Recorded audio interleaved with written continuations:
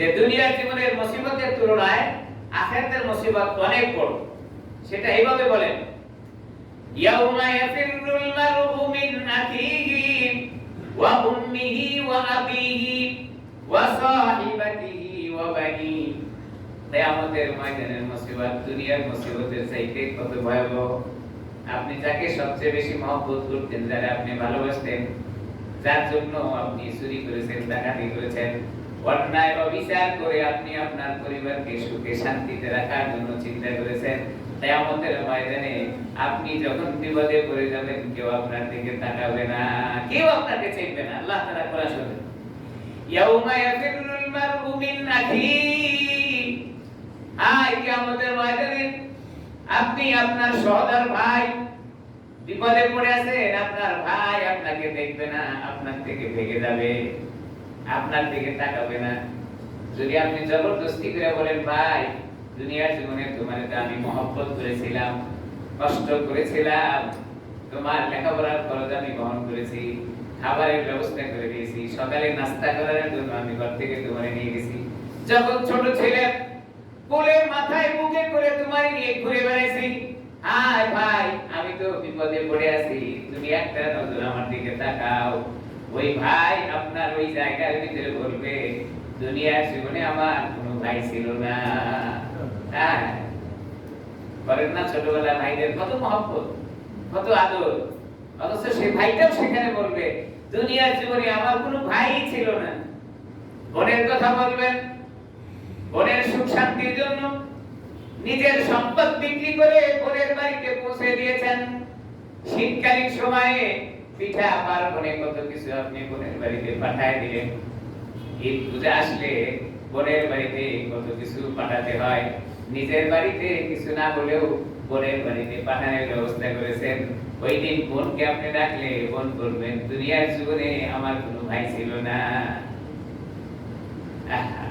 সবাই এরকম বলতে থাকবে, সবাই ভাবতে থাকবে, আয় যেই সন্তান মা বাবার কাছে এত সুখে শান্তিতে লালিত পালিত হয়েছে, সে মা বাবাও সন্তানকে দেখলে সেদিন পরিচয় দিবে না, সন্তানও মা বাবার পরিচয় দিবে না। আল্লাহ তাআলা বলেন, ইয়াউমা ইয়াফিরুল মারউ মিন আখিহি ওয়া উম্মিহি ওয়া আবিহি।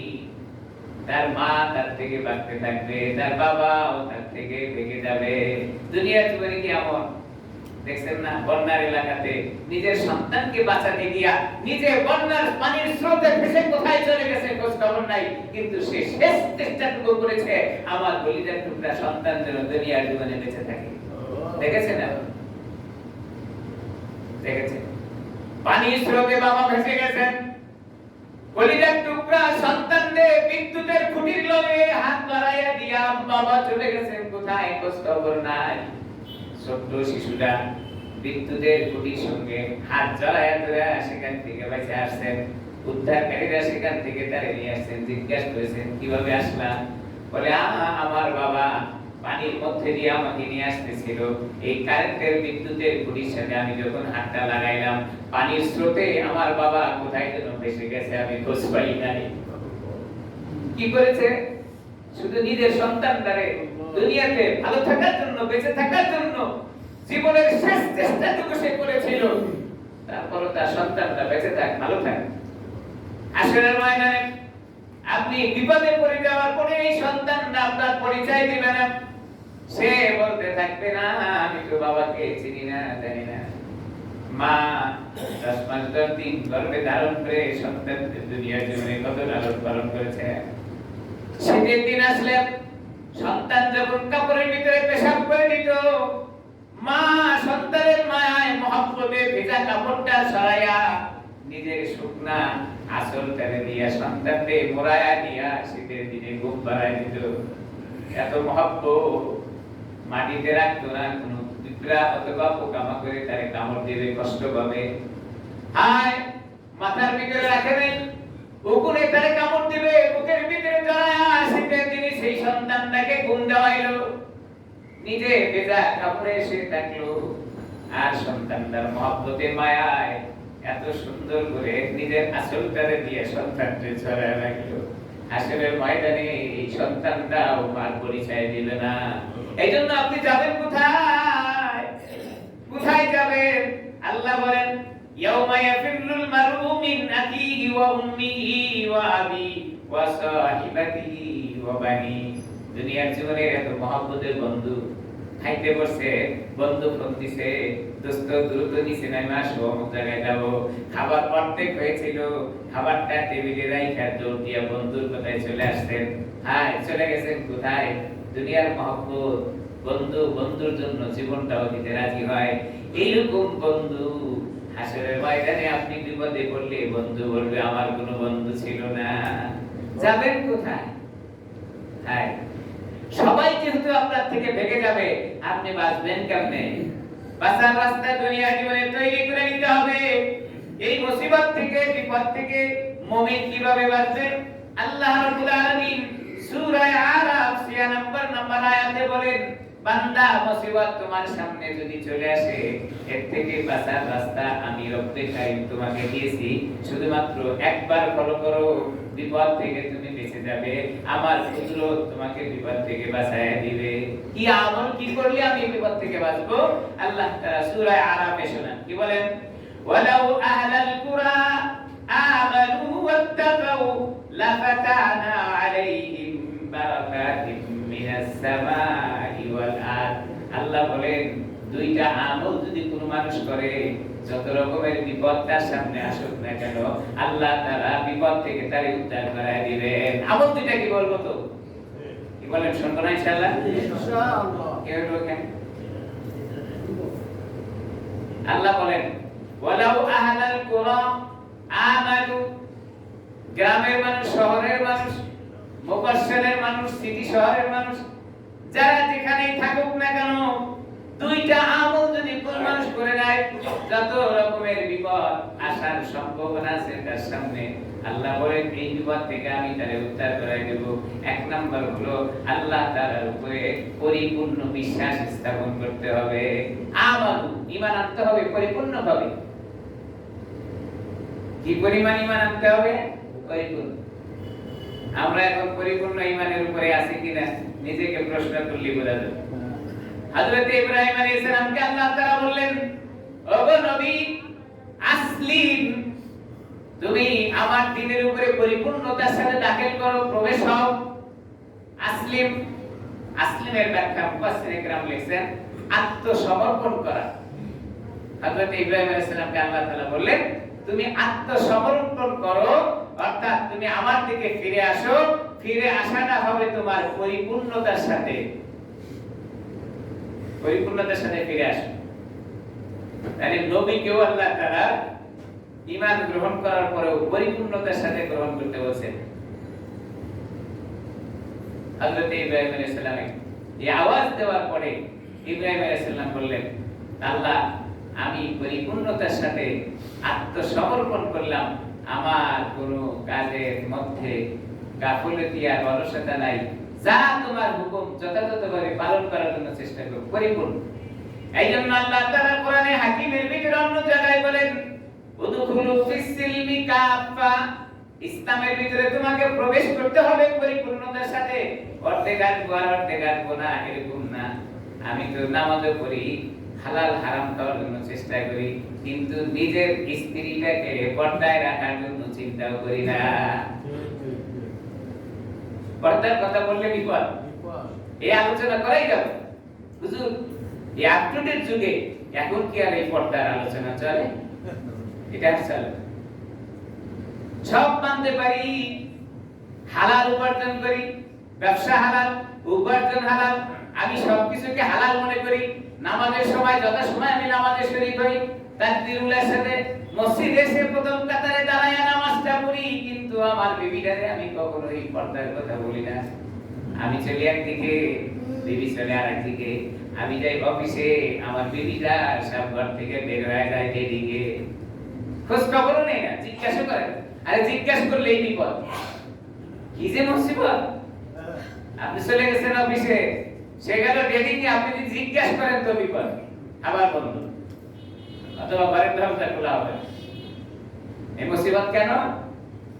মুসিবত হলো হাই, আপনি যদি একটা গরু কিনতে যান, গরুটার খোঁজ খবর নেন, কয় কেজি দুধ হয়, এই গরুটার চার পেট থেকে আসছে তার কয় কেজি হয়।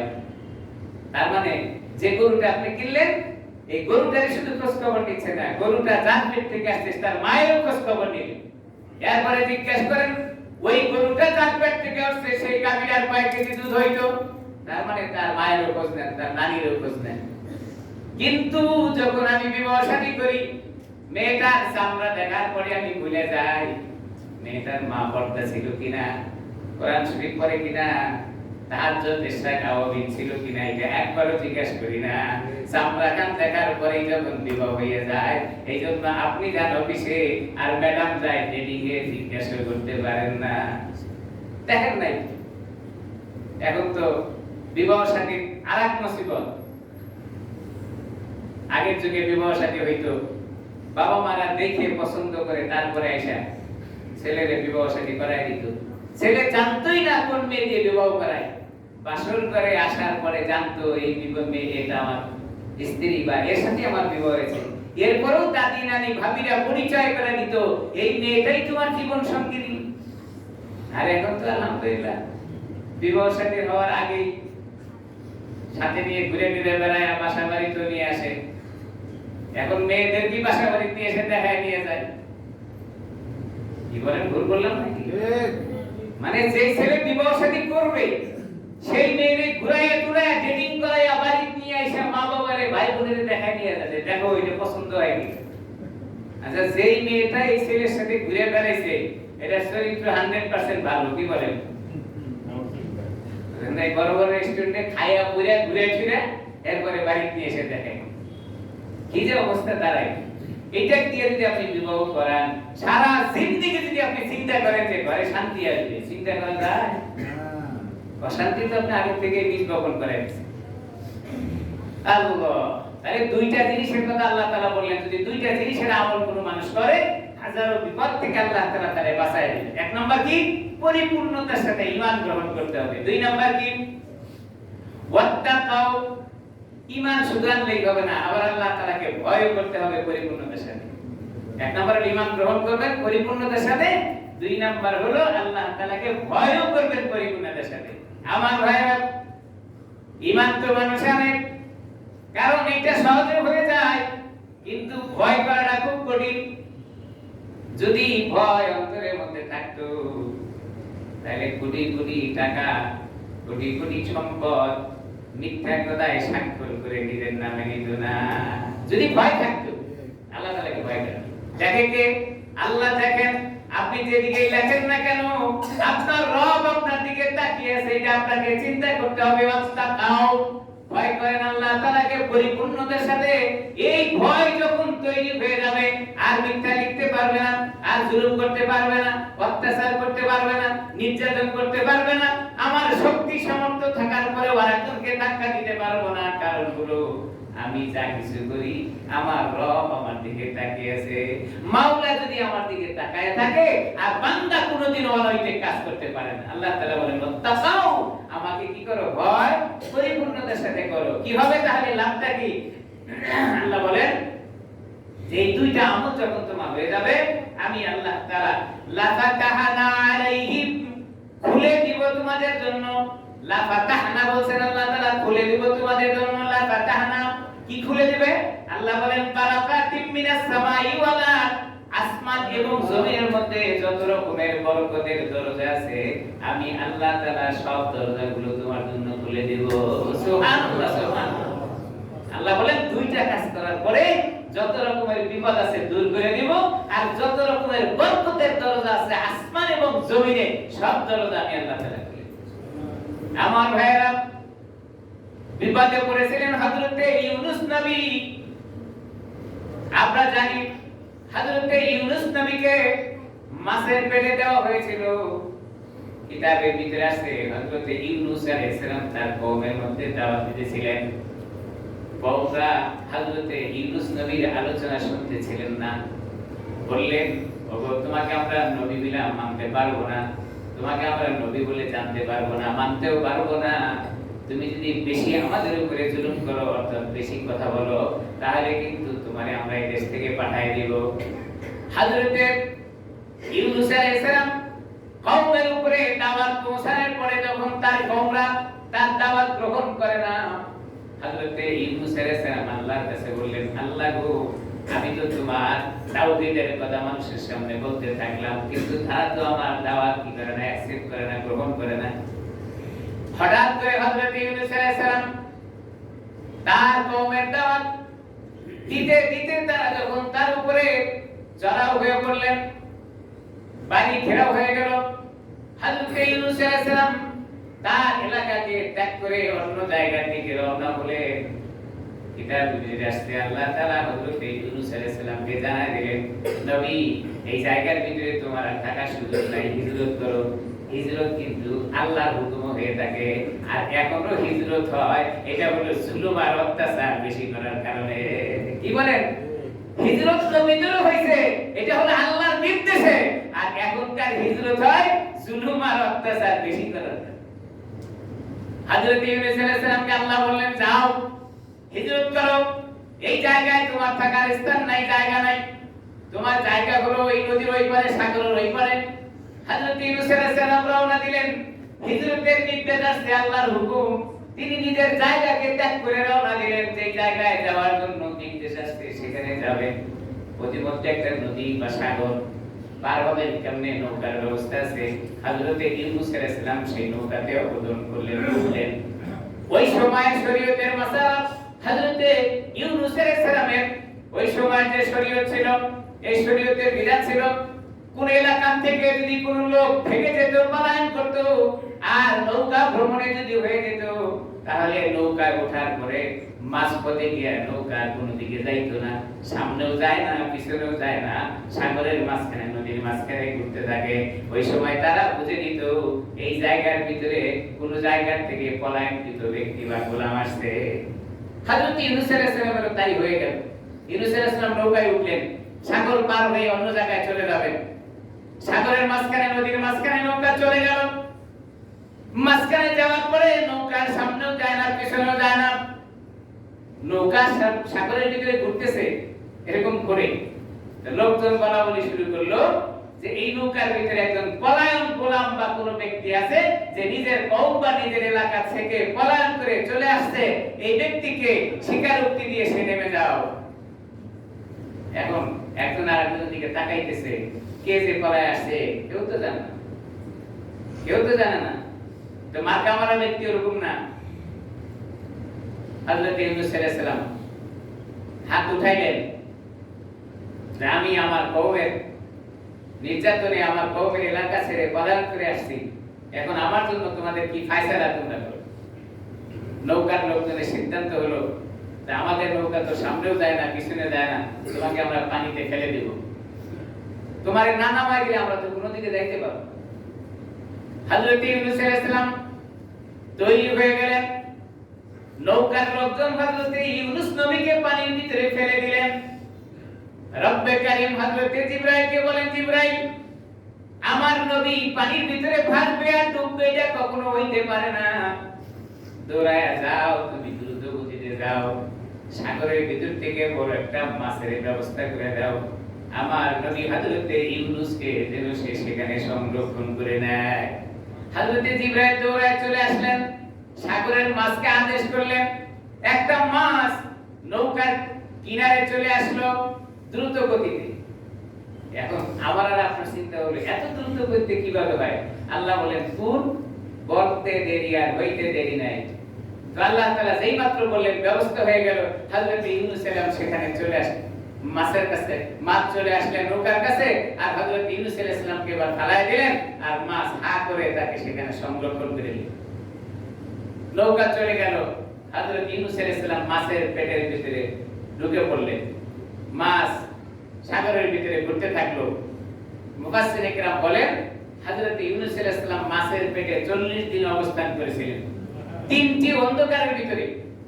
এক হলো মাছের পেটের অন্ধকার, একটা হলো পানির অন্ধকার, আর একটা হলো অমাবস্যার অন্ধকার। এই সব মিলে তিন অন্ধকারের ভিতরে হযরত ইউনূস সালাম সেখানে বসে থাকেন। 40 দিন যখন অতিবাহিত হয়ে গেল, আল্লাহ রাব্বুল আলামিন হযরতে ইউনূস আলাইহিস সালামকে দোয়া শিখায় দিলেন। কোরআনে কারীম সেটা কোট করে রেখেছেন। হযরতে ইউনূসকে জানা দিলেন, ইউনূস তুমি তেলাওয়াত করতে থাকো, লা ইলাহা ইল্লা আনতা সুবহানাকা ইন্নী কুনতু মিনাজ জালিমিন। ওগো ইউনূস নবী, দোয়াটা তুমি তেলাওয়াত শুরু করে দাও, ব্যবস্থা আমি আল্লাহ তাআলা করব। হযরতে ইউনূস মাছের পেটের ভিতরে বসে বসে তাসবিহ শুরু করে দিলেন। কিতাবের ভিতরে লেখেন, হযরতে ইউনূস যখন এই আয়াত, এই দোয়া তেলাওয়াত শুরু করে দিলেন, আল্লাহ গো, আমি তো নিজের নফসের উপরে জুলুম করেছি, আমাকে বাঁচায়া দেওয়ার রাস্তা তুমি ছাড়া তো আমার আর কেউ নাই। আত্মসমর্পণ যখন করে ফেললেন, শিখায় দিলেন দোয়া, আত্মসমর্পণ করলেন নবী। এবার তেলাওয়াত করার পরে মাছের পেটের ভিতরে ব্যথা শুরু হয়ে গেল, মসরা মসরি শুরু হয়ে গেল। ওয়াশরুমে ধরলে মানুষের যেমন মসরা মসরি শুরু হয়, মাছের মসরা মসরি শুরু হয়ে গেল। এখন তার পেট থেকে এটা বের করে দিবে কেমনে? এই জন্য মাছ দৌড়াদৌড়ি শুরু করলো। কিতাবের ভিতরে লেখেন, হযরত ইউনূস আলাইহিস সালামকে তার পেট থেকে বের করে দেওয়ার জন্য মাছ সাগরের ভিতরে দৌড়ায়, কিন্তু কিনারা খুঁজে পায় না, কোথায় গিয়ে মাছটা সেখানে ফেলায় দিবে। আল্লাহ তাআলা মাছের রাস্তা দেখায় দিলেন পানির ভিতরে। আরে মাছ, আমার নবীকে পানির ভিতরে ফেলে দেওয়া যাবে না, এমন জায়গায় ফেলে দাও যেখানে আমার নবী নিরাপদে থাকবে। হযরত ইউনূস আলাইহিস সালামকে মাছ নিয়ে দৌড়াইতে থাকলেন। অন্ধকারের ভিতরে রাস্তা দেখায় দেওয়ার পরে মাছ কিনারায় চলে গেলেন। কিতাবের ভিতরে লেখেন, বালুময় জায়গা, সাগরের পাদদেশে বালুময় জায়গা। হযরত ইউনূস আলাইহিস সালামকে মাছ সেখানে নিয়ে বমি করে ফেলে দিলেন।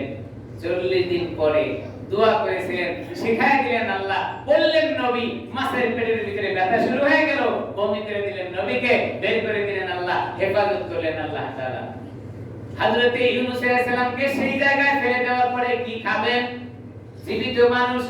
কিতাবের ভিতরে আছে, মায়ের পেট থেকে ভূমিষ্ঠ হওয়ার মতো যেমন শরীরটা হয়ে যায়, হযরত ইউনূস আলাইহিস সালাম 40 দিন মাছের পেটে থাকার পরে তার শরীরটা এমন দুর্বল হয়েছিল, এরকম নরম হয়ে গিয়েছিল। খাবে কি? আল্লাহ তাআলা ওই বালুময় জায়গার ভিতরে একটা লাউ গাছ লাগায় দিয়ে সেখান থেকে লাউয়ের ব্যবস্থা করলেন। হযরত ইউনূসকে বললেন, ইউনূস, তোমার জন্য এখন স্বাস্থ্যসম্মত খাবার হলো এই গাছের লাউ। এইজন্য আল্লাহ রাসূল দোয়া করে গেছেন এবং নিজে খেয়েও গেছেন। লাউ খাওয়ার কথা হাদিসের ভিতরে আসছে, লাউকে দুব্বা বলা হয়। রাসূল আকরাম সাল্লাল্লাহু আলাইহি ওয়াসাল্লাম নিজে লাউ পছন্দ করতেন এবং অন্যদেরকে খাওয়ার কথাও বলতেন। হযরত ইউনূস আলাইহিস সালামকে আল্লাহ তাআলা মাছের পেট থেকে বের করে সর্বপ্রথম খাবারের ব্যবস্থা করেছিলেন লাউ। এখন আমরা লাউ খাইতে চাই না বেশি, মজাদার খাবার। লাউ হারারত তৈরি করে, লাউ শরীরের গরম তৈরি করে, লাউ সুস্বাস্থ্য খাবার। হযরত ইউনূস আলাইহিস সালামকে সেখানে খাওয়াইয়া তার সুস্থতার সাথে তার কওমের কাছে আবার ফিরাই দিলেন। আমার ভাইরা, বলেছিলাম বিপদ আসলে দোয়া আল্লাহ তাআলা শিখায় দিবেন। বান্দা যখন এই দোয়া পড়তে থাকবে আর আল্লাহর দিকে ধাবিত হবে, আল্লাহ বলেন, আমি যেমন কি হযরত ইউনূসকে তার মাছের পেট থেকে বের করে দিয়ে হেফাজত করেছি, এখনো যদি কোনো মানুষ এইভাবে দোয়াটা পড়তে থাকে আর তার উপরে আমল চালায়, আল্লাহ বলেন হযরত ইউনূসের মতো তাকেও আমি হেফাজত করে দিব। তাই বিপদ থেকে বাঁচায়া দেওয়ার মালিক আল্লাহ তাআলা। মুমিন বিপদ থেকে বাঁচবে কেমনে? ধাবিত হবে আল্লাহ তাআলার দিকে। আমার ভাইরা, হযরত ইউনূস নবীর মতো অনেক নবীকে আল্লাহ তাআলা এরকম ভাবে পরীক্ষা দিয়েছিলেন, বিপদ দিয়েছিলেন, বিপদ থেকে উদ্ধার করেছেন আল্লাহ তাআলা। হযরত ইব্রাহিম আলাইহিস সালাম পরীক্ষা দিয়েছেন, একটা পরীক্ষা না, দুইটা জবরদস্তি পরীক্ষা হযরত ইব্রাহিম আলাইহিস সালাম দিয়েছিলেন। একটা হলো হযরত ইব্রাহিম আলাইহিস সালামকে যখন আগুনের ভিতরে ফেলে দেওয়া হয়েছিল, তেমন একটা পরীক্ষা। এমন পরীক্ষা আর কোন নবীকে দেওয়া হয় নাই। 2 নাম্বার পরীক্ষা ছিল নিজের কলিজার টুকরা সন্তানকে আল্লাহর জন্য উৎসর্গ করে দেওয়া। আমার ভাইরা, নবীদের যেহেতু আল্লাহ তাআলা পরীক্ষা নিয়েছেন, বর্তমান সময়ে যদি কেউ মুমিন দাবি করে, তো আল্লাহ তাআলা মুমিনদেরও পরীক্ষা নেবেন। আর পরীক্ষায় পাস করার রাস্তা হলো আল্লাহ তাআলা দুইটা শিখায় দিলেন। একটা হলো ঈমান যথাযথভাবে গ্রহণ করতে হবে, আর একটা হলো আল্লাহ তাআলাকে ভয় করতে হবে। আল্লাহ আমাকে আপনাকে সকলকে এই দুইটি আমল যথাযথভাবে করার তৌফিক দান করেন বলি আমিন। যারা সুন্নাত পড়ে